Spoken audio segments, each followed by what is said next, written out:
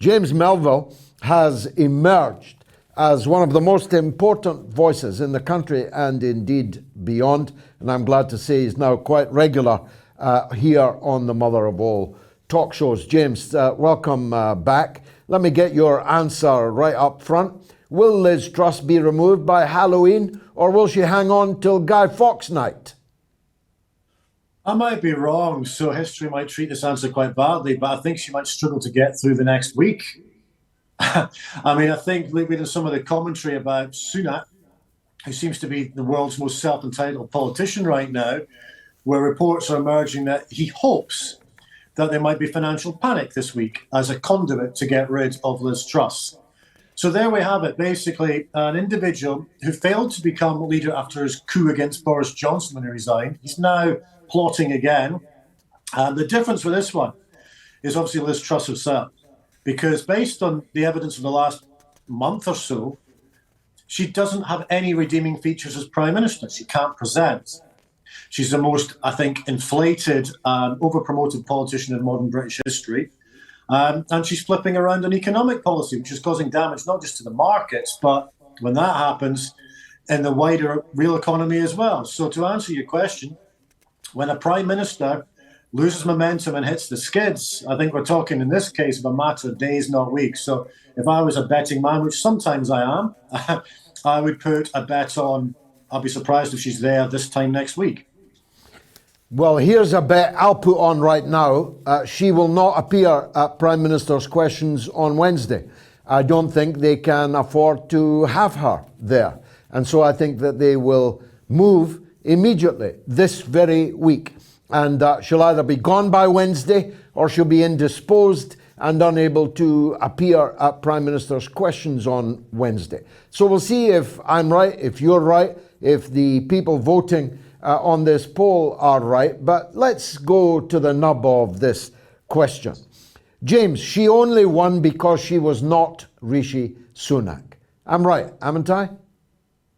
Yes, exactly. I think the problem with Sunak last time round is he was the guy who effectively stabbed Boris Johnson in the back with his resignation. That set the wheels in motion of this rather pitiful world's worst game show leadership contest that's been going on all year. Maybe the Tories in power have forgotten about this much more important thing about whether they're conducting the world's worst apprentice contest. There's a cost of living crisis that's been going on all year. And yet we've not had any effective policies to deal with that. The policies that were put in place by Liz Truss have now been torn up and started again. They've gone from literally one policy, which is kind of Thatcherism on steroids, to now effectively austerity. So we're now looking at basically an economic policy that seems to be flipping each individual week. But going back to what the biggest problem for the Tories is, they don't have individuals of the calibre of bygone days. I'm no fan of the Tories, but they don't have politicians who are basically serving what they're supposed to be there for, the people's interests. They don't have an understanding of the economy at large. They have no manufacturing and industry policy in place. They haven't sorted out the energy policy for years. I mean, if you take, for instance, in 2017, they shut off the major storage facility for gas. So while they're blaming gas shortages and prices on the Ukraine and Russia, which is the biggest fib ever, the real reason we're in this mess is we're importing our gas. The storage facilities aren't there. You could also look at the aspects with COVID, where they're talking about basically protecting the NHS. But as we all know, the Tory government has not protected the NHS for us, with a cut in beds, increased waiting times, lack of staff, and so on. So all that we're left with is a squabbling contest amongst inadequate candidates to be another Prime Minister who will be mediocre again as well.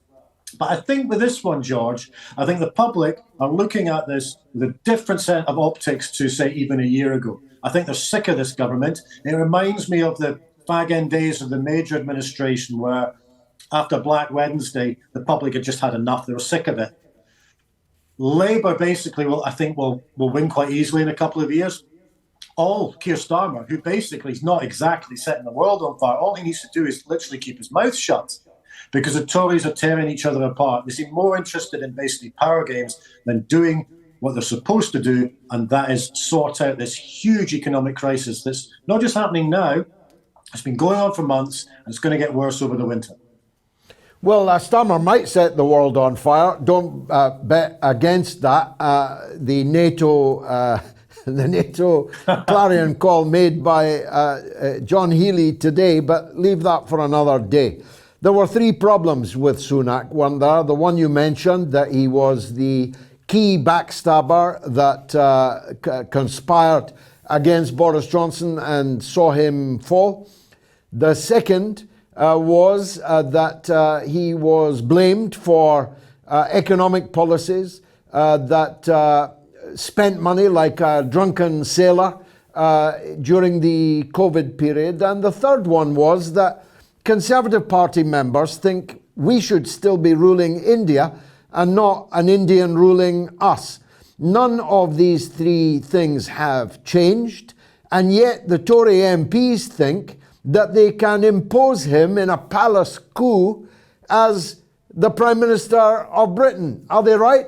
And what will the impact be inside the Tory party if they do? Yeah, I think that's an interesting point. It's something that's often forgotten about by a lot of our media, but we've got to ask, why have we got into this economic crisis? And a lot of it lies, as you said, with the blame of the previous Chancellor, Sunak.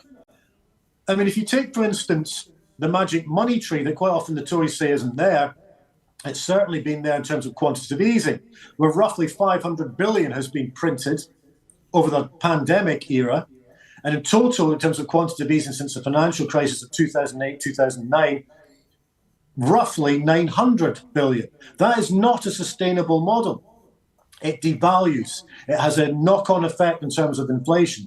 And when you pump in 500 billion on the watch of Sunak, there's going to be an economic day of reckoning beyond that. So it's very easy for Sunak to stand there and say, basically, this Truss's economic policy is basically for the birds.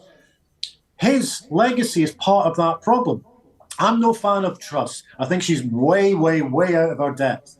But to blame her for this economic crisis is ridiculous, considering this economic crisis isn't just happening in the UK, it's happening all over the world, and particular countries that have printed more money than others. I mean, if you look at, for instance, what's happened in America with quantitative easing under the Biden era, it's off the scale. We've got the same problem here. So we now have a model of the fiat monetary system that's been creaking realistically since the 70s, but in particular since 2008, 2009, and got a lot worse, obviously, to bail out in the pandemic, and it isn't sustainable. And so therefore, we're looking at a prospect of how do we keep either paper over the cracks by continually printing money, or what is the alternative? And governments know this, but they're not coming up with answers to deal with something that feels like, right now, George, a giant Ponzi scheme. Indeed, and maybe they can't come up with answers because there are no answers within the parameters of the globalized capitalist system. A bigger issue, I'll grant you. Whatever way you look at it, they made a big mistake getting rid of Boris Johnson, didn't they? At least he wasn't made of cardboard. At least he could have bamboozled us with Latin and Greek and a little bit of Turkish thrown in. At least he might have raised a chortle or a chuckle or two and had a brain, had an education. We're seeing lesser men and women than Boris Johnson. Can he come back? Yeah, I think he can. I mean, I am, as you probably know, not exactly the biggest fan of Boris Johnson. He seems to blindside a lot of people, as you said, quoting Latin and getting stuck on zip wires and just looking sort of self-styled, cultivated shambolic. I think the Partygate was his undoing. I think he crossed the line there when people, whether they agreed with the lockdowns and restrictions or not, largely were doing their bit. Meanwhile, the only hospitality industry that seemed to be burgeoning over that period was down Whitehall, of which he was part of that, and he never really got back from that. But to answer your question about whether he come back, as he said, his parting shot, hasta la vista, I think he knows, or he knew, that basically success of Liz Truss wasn't up to it, and the economy was heading south. Now, Boris Johnson's got a lot of flaws. I don't think he should be anywhere near public office for all the reasons well documented in the past. But the one thing he's got in his favour is his legacy of winning elections and referendum. There's an aspect to him where he has a sprinkling of magic dust to basically, as a golden salesman of politics. I don't buy that at all, but I recognise that he's had a decent track record of getting across the line in terms of elections. And if the Tories are heading into the next election 20, 30 points behind in the polls, the MPs are going to get spooked. And I don't think Sunak are certainly not Jeremy Hunt, the self-styled chief executive of Britain, for goodness sake. They're not electable in terms of prime minister material going into an election.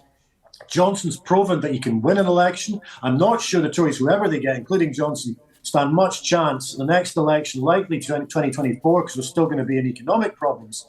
But based on his track record, because he does have a wider appeal than compared to most Tory candidates, I wouldn't write him off yet. And we might have this paradox where if Truss goes, a leadership contest between Sunak and Johnson. If it stays within the MPs and they sort of bend the rules, the 1922 committee changed the rules, and it's just down to the decision of the MPs, then of course Sunak will win. He seems to be the chosen one. But if it goes out to the members, then Johnson would, I suspect, trounce Sunak. So that's the situation where I think Johnson, he's far from done. Yeah, I think Kenneth Branagh, in a wig, pretending to be Boris Johnson, would have a better chance of winning than Jeremy, got to say this carefully, Jeremy Hunt would We've all have. struggled with that one, George. Indeed, especially on television. I want to turn to, if you like, more important issues, even than those we've been discussing. I've been noticing you saying with increasing regularity that the current political dispensation as a whole is unfit for purpose and that we need something new. Are you trailblazing for something? Do you have something new in mind? And if not, why not? I mean, basically, I've been thinking this for a while. I mean, I'm politically homeless. I mean, I think we've discussed this before. You know, cheeks of the same backside springs to mind in terms of Tories and Labour. They're not offering anything new. I know, Starmer's got some interesting things to say about nationalising energy and so on, but we don't know the detail. But fundamentally, it's a problem that's gone on for quite a long time. I think the majority of the country are turned off by our politics, are disenfranchised. I voted Remain, Europe, Brexit, but I understood an aspect of the Brexit voter where they felt that they were alienated and disenfranchised from the political decision-making. They weren't being listened to. In particular, the areas that were deindustrialised over the last 40 years and forgotten about, hollowed out. That hasn't been addressed, and it comes back to our failure by successive governments, not just the Tories, but also Labour as well, for not addressing that issue about what to do with those amazing areas which are full of enterprise, community spirit, and they're proud individuals and communities within those areas, but they haven't been given the opportunity. Now, that is something that needs to be addressed, and I think there needs to be some form of new organisation, whether it's political party or movement, that takes into account those concerns. It isn't just focusing on London and the South East, it bridges out across the country. But I also think there needs to be a new broom of type of candidate.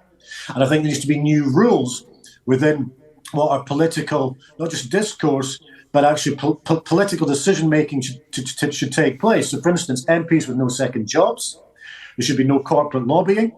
There should be complete transparency and accountability with our MPs in Westminster. The MPs also need to be more accountable within their constituents. But we also need to get to a structure whereby communities feel that their MPs are listening to them and representing them, rather than the moment what's happening is communities are just seeing their MPs and government either feathering their own nests or getting too involved or by sort of being blindsided by technocrats from further afield, or getting mixed up with some of the corporates. And I think what we need is a new politics with new people whose primary concern is to serve the people they're supposed to represent rather than themselves. And I think the public would cry for a new organisation that if it's well funded with the right people, with the right manifesto, and also the right intentions and integrity. I think there's an open goal there. But at the moment, what's happening is very fragmented. So you have the two main parties. You have Lib Dems, who are largely irrelevant. And in Scotland, we've obviously got a different dynamic with the SNP. But in terms of that other movement, there's a lot of disparate organisations, some of which are saying some interesting things. But there needs to be something new that breaks through, that people will go, we're going to give these guys a chance. And if they let us down, God help them, they'll be out. But I think we need something new that embraces that kind of industrial manufacturing, makes Britain back into a sort of exporting economy rather than importing economy, but also giving communities a sense of civic pride and individual pride across their communities. Because at the moment, there is a whole raft of communities right across the country who feel completely forgotten. James Melville, thanks for joining us on the mother of all talk shows.